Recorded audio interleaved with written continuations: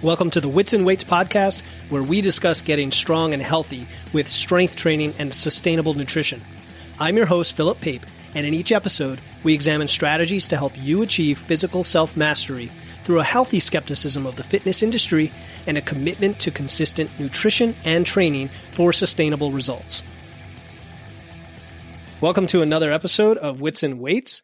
Joining me today is Paul Hanton to talk about different types of training, how to be consistent, how to get the most enjoyment from your workouts so you can reach your fitness goals. Paul is the owner of Hydra Fitness, really cool name there, a personal training company that helps career-driven men lose weight without giving up spending time with family or friends. He's also the podcast host of the Healthy Fit Life podcast. Make sure to subscribe, which is focused on educating listeners on how they can improve their health through quick and easy tips to implement in their life. As a certified strength and conditioning coach, Paul has helped numerous busy men lose weight and improve their health. Paul was also diagnosed with Crohn's disease in 2014, but has not let that stop him from his fitness goals or enjoying life. Paul, it's good to see you again. Thank you so much for joining me on the show. Yeah, thank you for having me. I appreciate it. I enjoyed our previous conversation on my own podcast, so thanks again for inviting me. Yeah, we just met maybe, I think it was last week. We had a conversation a lot about body composition. And today we're going to talk specifically about training. You're an experienced trainer, a coach, and there's kind of a cool angle we're going to take today, which is having to do with people's inspiration and motivation for training, whether they enjoy it, different modes of training, all sorts of cool things that I want to get into with you. Before we dive into those, though, just if you could give us a little bit of your background relevant to this as a coach and trainer. What inspired you to get into fitness?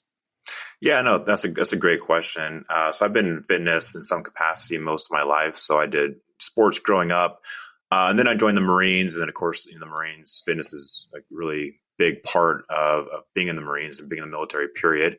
In the Marines, that's when I started working with a trainer, actually, and got into bodybuilding. And that's when I started to really learn more about fitness and especially nutrition, and started actually having a training program and a nutrition plan and following that. And so I ended up over the course of several years of done 4 bodybuilding competitions.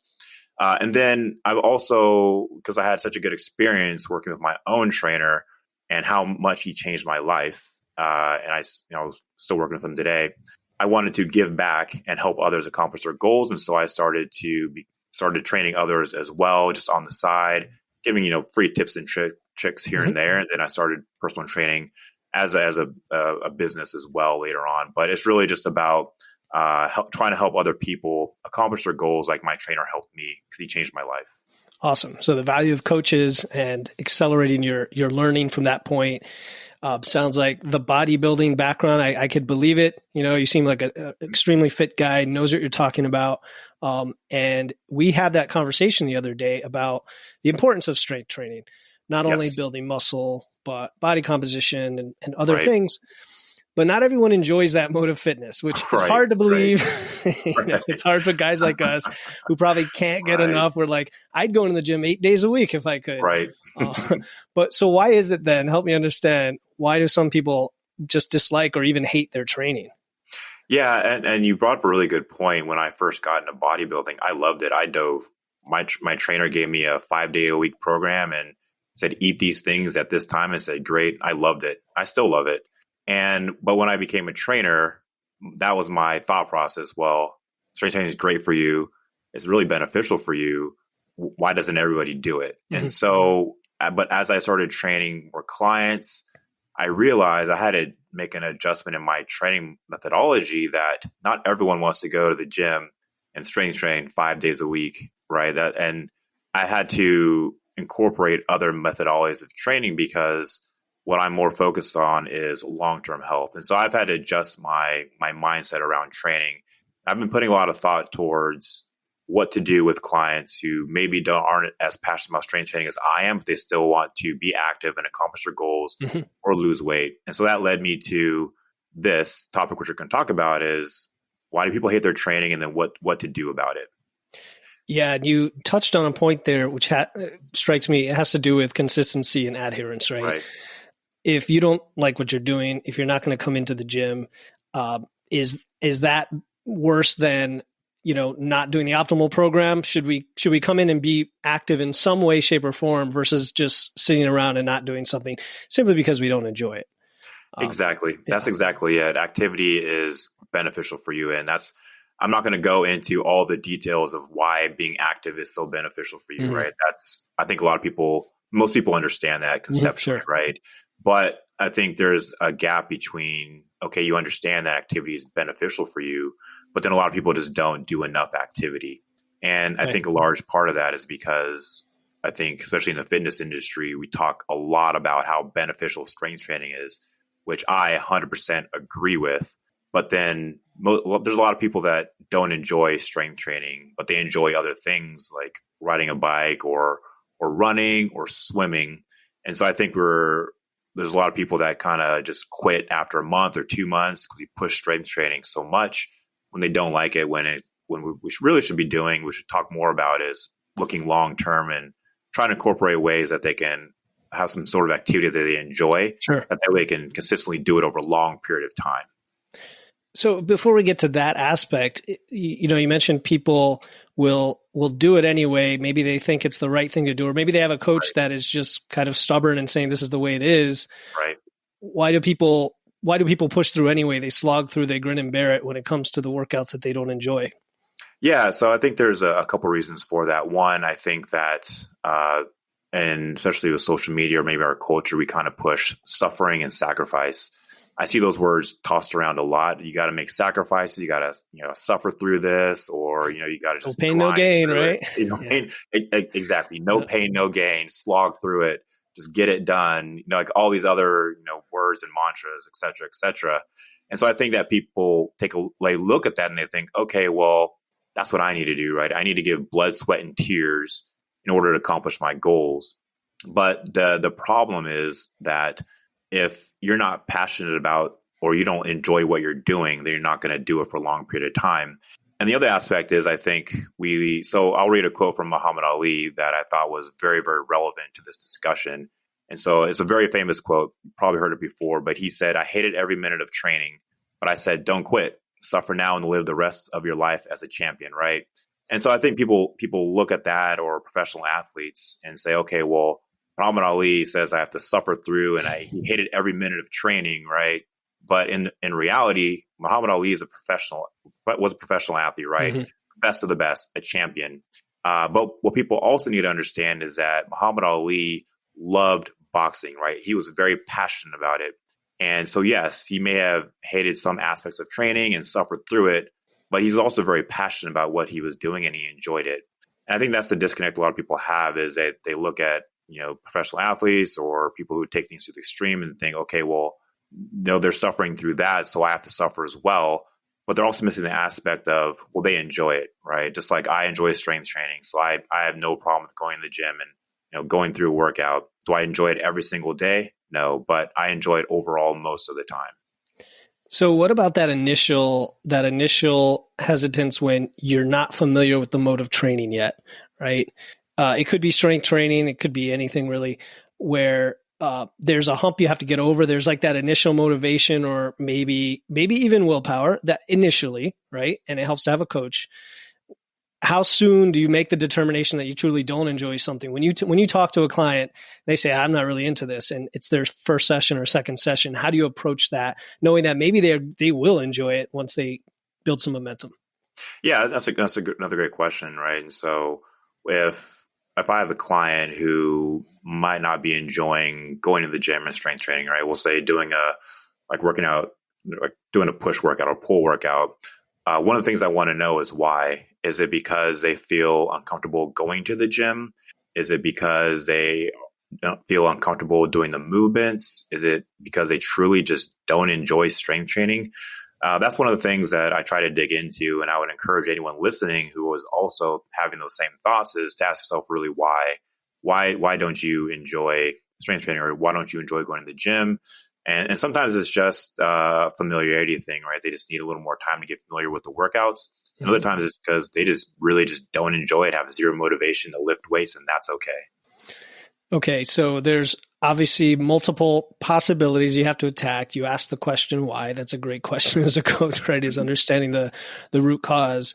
Yep. So, from one angle, I see is an educational angle, right? Right. You want to educate your clients on the importance of activity, specific types of activity, and activity in general. So how do you do that? How do you raise awareness, which then may reduce the friction of why they think it's not enjoyable? How do you raise awareness of why we need to move and train? Yeah. So one of the things I do, it depends on the client. So I think that a good trainer is going to treat each client individually. That's not a mistake I made when I first started training, is I treated each client as the same, right? I said, okay, you're going to the gym 5 days a week or 3 days a week or 4 days a week, right? And here's a nutrition plan. But then over time, I started to realize that I had to treat each client individually, take into account their previous training history, what they like to do, what their goals are.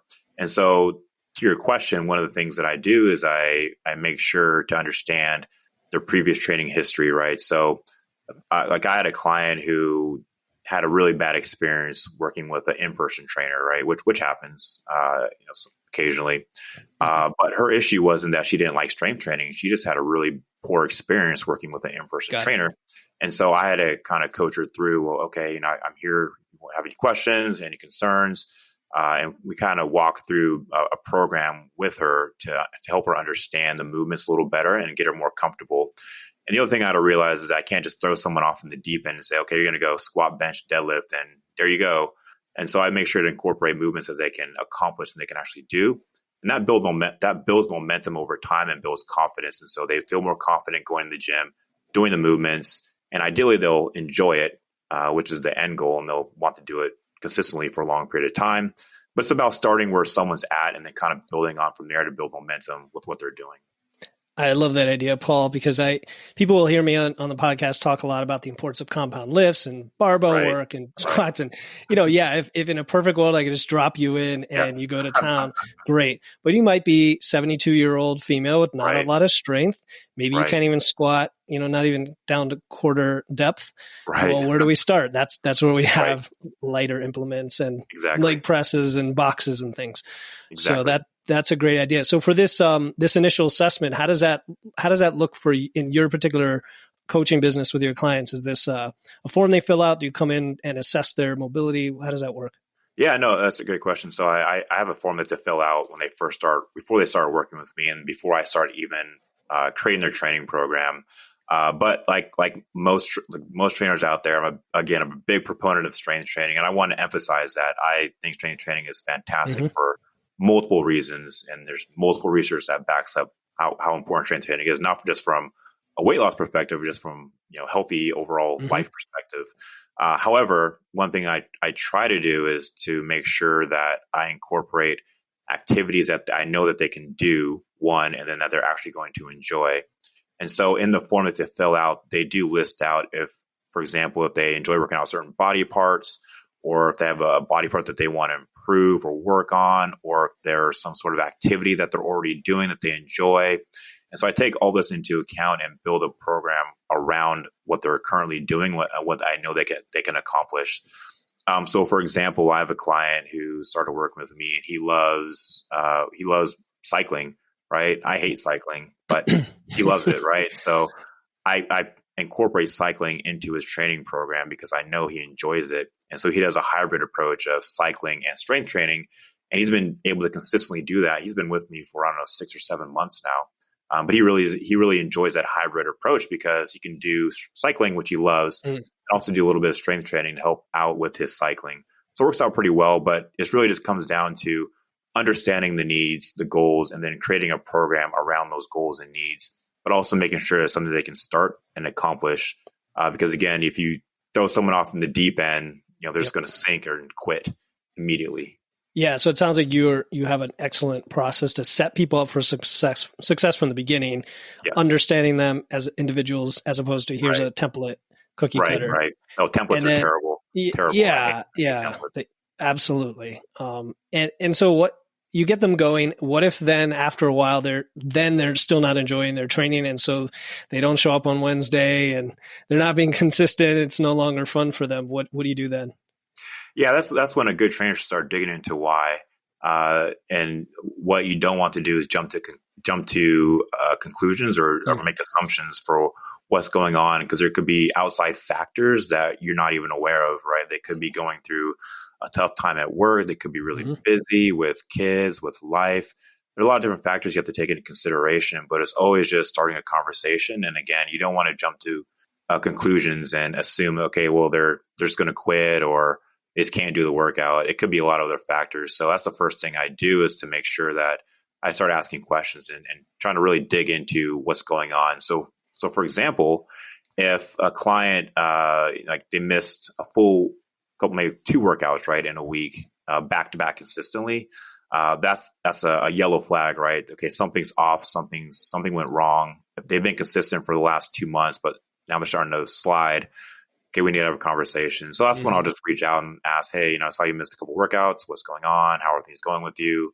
And again, it could be a wide multitude of factors, but it's always just a conversation that a good trainer is going to have with that client to better understand what's going on in their life that would force some sort of change in their behavior. Now, are you monitoring not real time, like with a wearable, but are you monitoring things like biofeedback with these clients as you go along to get ahead of that? Yeah. So they have the option of connecting their Apple Watch or Fitbit or whatever wearable they have with the training app, so I can see those stats. But I can also track how their workouts are going in real time. So they'll put in there how much weight they're using. So for example, I have a client who I tell him to lift heavier, right? Add more weight.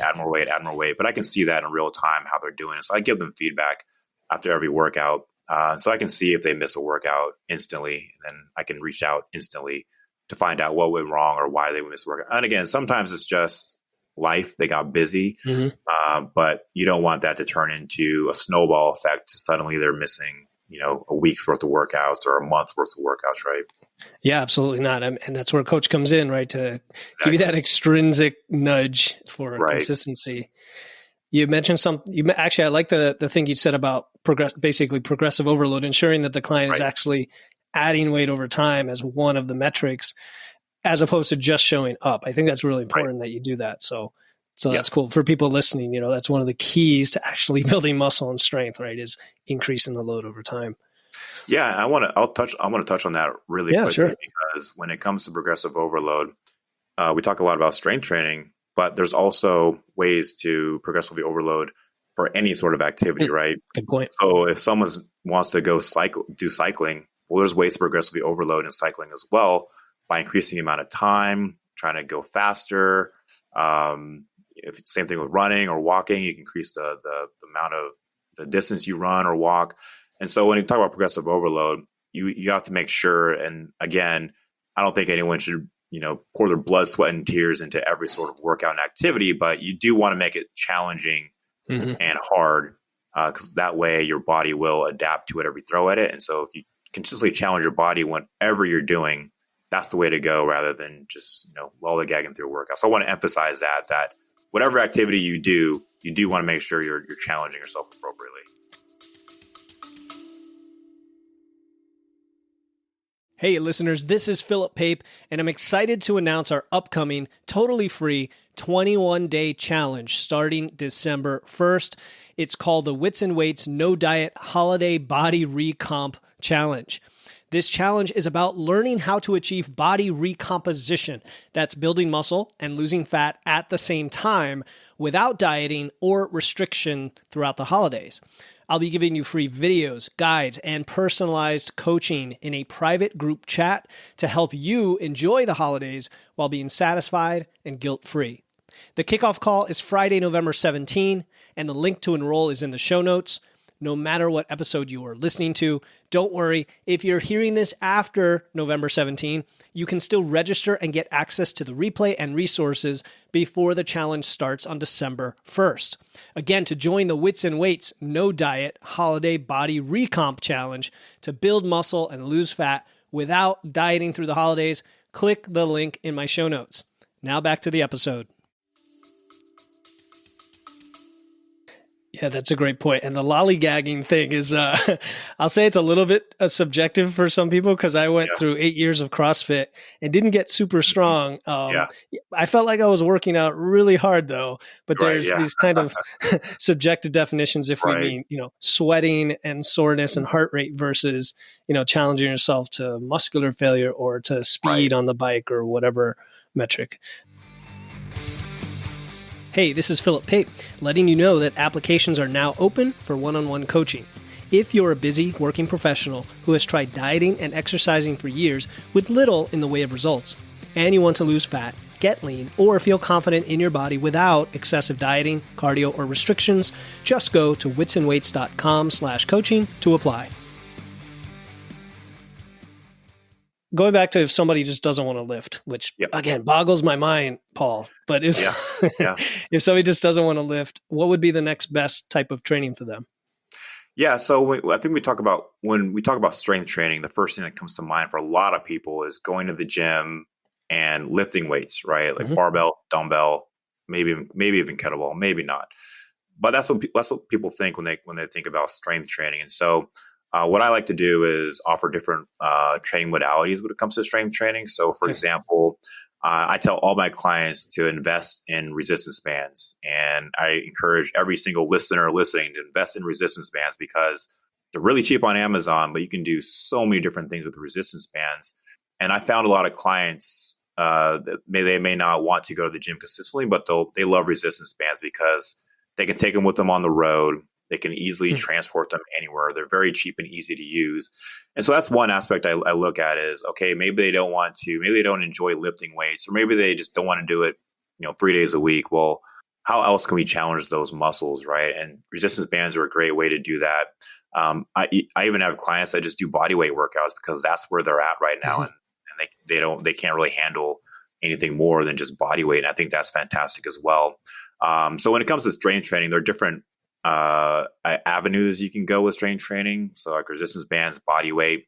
But you can also look at different types of strength training too. You can do powerlifting, strongman, CrossFit has aspects of strength training in it as well. And so it's trying to figure out, okay, what's a good fit for that client? Because they don't like just, going the bodybuilder approach of 5 sets of 10 or 5 sets of 8, per body part. That's fine. What else can we do to incorporate strength training? Because again, I want to emphasize strength training has many, many benefits, and everybody, ideal world, everybody would love to do it, but that's not reality. But we want to try to incorporate some sort of strength training in their programming if possible. Yeah. So those are great examples of many different modes of training that still involve some load. Exactly. And the resistance bands are great. I heard, I think it was Stronger by Science a few weeks back talking about the ongoing debate about how much work you need to do to maintain your strength once you have it. Because I know we're talking about development of strength, but even to maintain it, it's something like 1/8 to 1/4 of your typical workout. And just having bands and doing that for a while could maintain strength that you developed with barbells, right? Right. Right. So have you ever met somebody who just doesn't want to do any form of resistance whatsoever?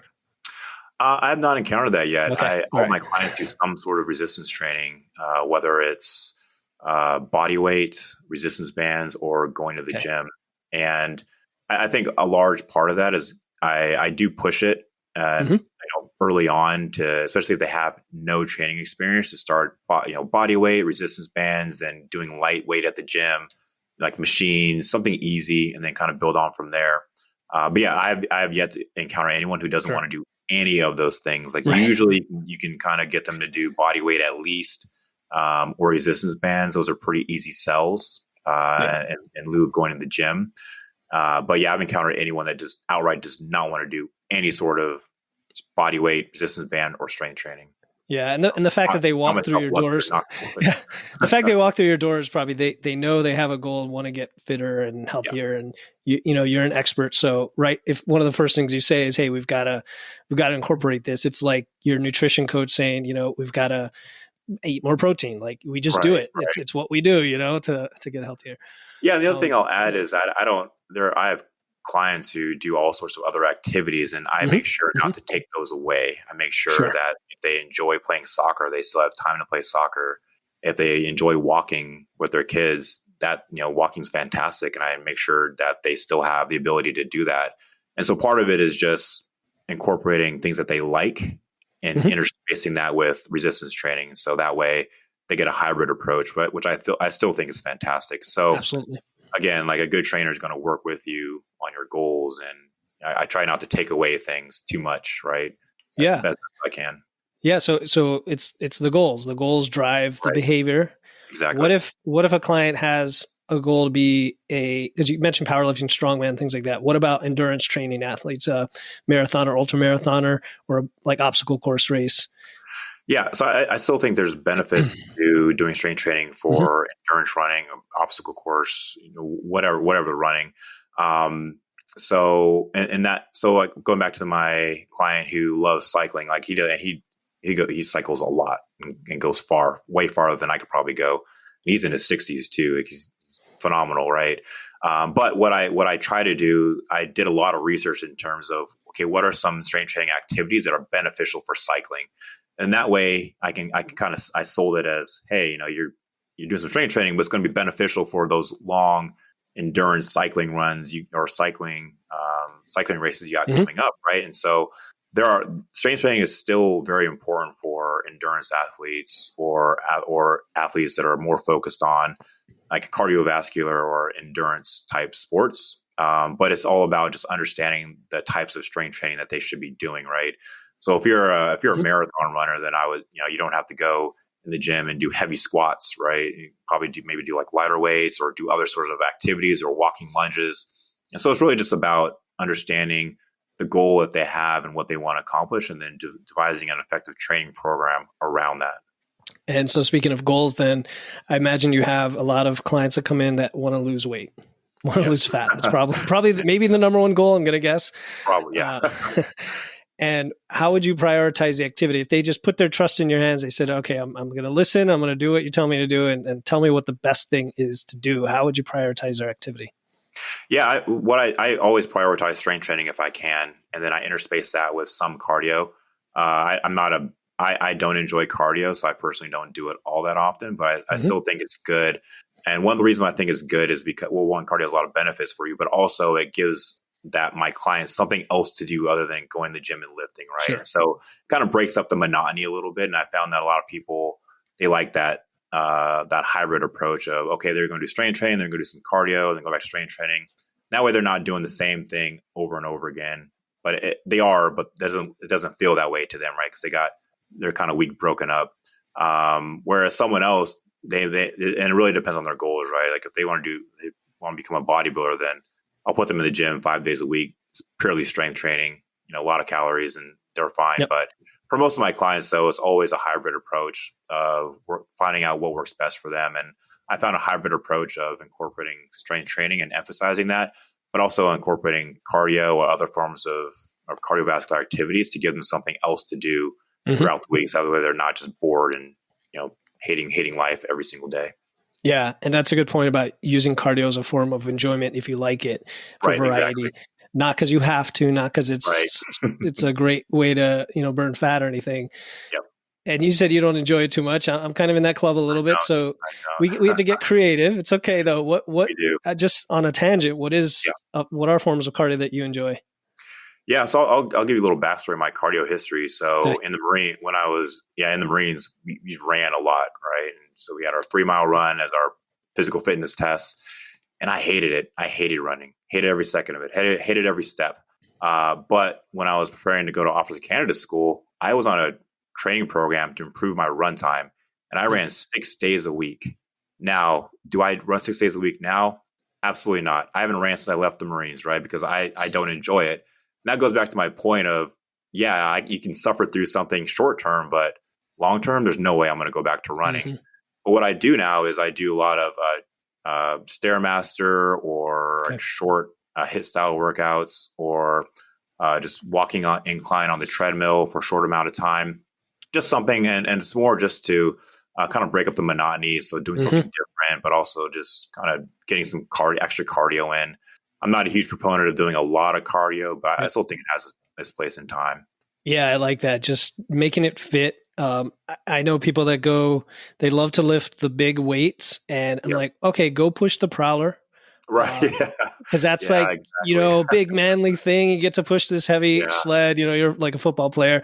Guess what? You're getting cardio. So, and you probably get a lot of cardio just doing heavy deadlifts, let's be honest, right? Yeah. Yeah. You can incorporate some types of cardio in your strength training as well. And that's the beauty of it. So continuing on the theme of with a client who has a specific goal, and you mentioned a bodybuilder, for example, Yep. do you encounter situations where they're maybe doing too much of something they shouldn't be doing, and you have to coach them to back off on that? Yeah. I think commonly, and probably other trainers experience this as well, as people doing too much cardio and emphasizing that. And some part of that's just education, right? And I think in the fitness industry, we're doing a really good job of that, of emphasizing strength training and coming around to emphasizing that over, hours of cardio. And so when it comes to someone who has a very specific goal, it really depends on what the goal is and crafting your training program around that goal. But in the case of a bodybuilder, obviously you're going to have them lift, heavy in the gym and lift weights because there's no other way around that. And I think that's a really key consideration is someone has a very specific goal, and their training is going to have to be very specific to match that specific goal. And there's no way around that, right? If you want to run a marathon, well, what sort of training are you going to have to do, right? You're going to have to go run a lot. If you want to be a bodybuilder, you're going to have to lift a lot. And so I think for anyone listening, if they do have a very specific goal, and then that training is going to be very specific, and they're either going to have to kind of suck it up and go do it, or just not do it at all. And is there a way to change it for the individual with things like your programming, your periodization, mesocycles? So we don't have to get too technical, but things like that. Yeah, there are ways to do that. And I think that if they have a specific goal, especially if they're wanting to do a competition, then that periodization is very key. Mm-hmm. And then crafting a really solid training program around that goal. And again, we keep talking about goals because that's extremely crucial, because your training has to help with that goal in terms of what you want to accomplish. And nutrition is a whole another thing that also has to be aligned with your goal. But it all comes back to your goals and what you want to accomplish. And even for someone who just wants to lose weight or improve their health, that's still a goal, and your training has to match that goal. And it may not be, extreme amounts of training, but there's still going to be something involved there. You need a good training program in order to accomplish any sort of goal. That's right. Good training program. So if they're reaching out to you, Paul, are you in person, online, both? What's your mode of operation here? Yeah, no, I'm online. I do occasionally in person here and there, but most of my clients are online around the U.S. And how does someone get feedback from you on, for example, their form and technique, which is really important when you get started? Yes. Yep. Form and technique. So that's a really good question, especially when you're training online. So there's a couple avenues, tools that I use. One, I'll have them record themselves, especially if it's a technique that they haven't done before. So, for example, deadlift or squat, right, or even a bench too. I'll have them record themselves and send me the video. That way, I can critique their form. However, I always make sure to, if they're new to a lift, I always kind of progressively get there. So, for example, if someone's never done a squat before, I don't automatically say, okay, here, go do 5 sets of 10 on the squat rack. Try to work their way up, even if I have to start at, okay, you're doing air squats first, right? And then we'll progress up to even a Smith machine, and then we'll do just the bar, right? And so we'll kind of build our way up to that point, depending on where they're at. But I always start with where they're at first, and then kind of build my way up from there on where they need to go. Yeah, it makes sense. And I imagine even once they get to the full movement, it could take weeks or months for people to really nail down the form. Yeah. Cool. All right. I like to ask this question of all guests, but is there a question you wish I had asked, and what is your answer? Yeah, when we talk about someone hating their training or not liking their training, one thing that people may be thinking about or wondering is, well, I've tried all these things, right? And I haven't found anything that I liked. And I would say to them, I don't believe you, but let's say, for argument's sake, that they tried every single activity. I would say that they should start with walking. And I think, again, a lot of people underrate walking, but walking is still a fantastic activity to do. You could throw on a podcast or music or even, watch Netflix and go for a walk. But that's a really good starting point if there's nothing else out there that you feel like you enjoy. And you could even progressively overload on walking to an extent, right? You can challenge yourself to go farther. You can go faster. You can hop on a treadmill and just up the incline and start doing treadmill walking. And so I would just say if there's nothing out there at all and they've tried everything else, just go for a walk, right? And start going for walks, 30 minutes, maybe 3 times a week, then 4 times a week, and build on from there. But at the end of the day, you want to be active, right? Our bodies are made to be active, and it's important to be active for numerous amounts of reasons. But it's just finding out, again, what activity is something that you can enjoy for a long period of time. And once you find that activity, it's life-changing, right? And then you'll be doing that activity for the rest of your life, ideally. So there's something for everyone when it comes to movement. I think there's something for everyone. Yes. He's got to figure out what that is. And the talk of you being in the military and walking makes me want to grab my rucksack, because there's another way to load your walking.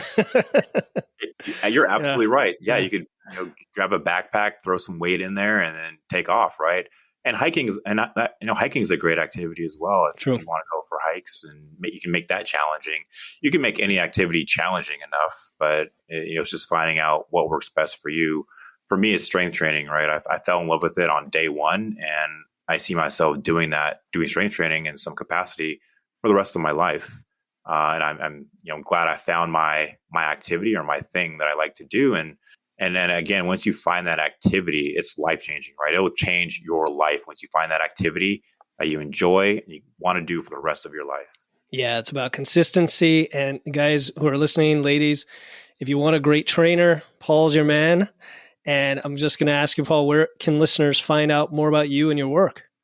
Yeah, no, thank you. So I'm on Instagram and TikTok at PaulFitPrime. Again, that's at PaulFitPrime. Also check out my podcast, the Healthy Fit Life podcast. It's on any podcast platform you can think of. So, and again, I want to thank you again for having me on your show. I really appreciate it.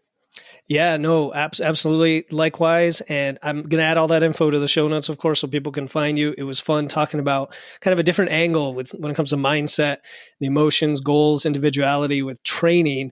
I think a lot of people listening, wonder where to start and where to go and how to make this fun and not make it a chore. Right. And you just gave them a bunch of great answers. So I appreciate you coming on the show. Yeah, thank you. It was a great conversation. Thanks for listening to the show. Before you go, I have a quick favor to ask. If you enjoy the podcast, let me know by leaving a 5-star review in Apple Podcasts and telling others about the show. Thanks again for joining me, Philip Pape, in this episode of Wits and Weights. I'll see you next time, and stay strong.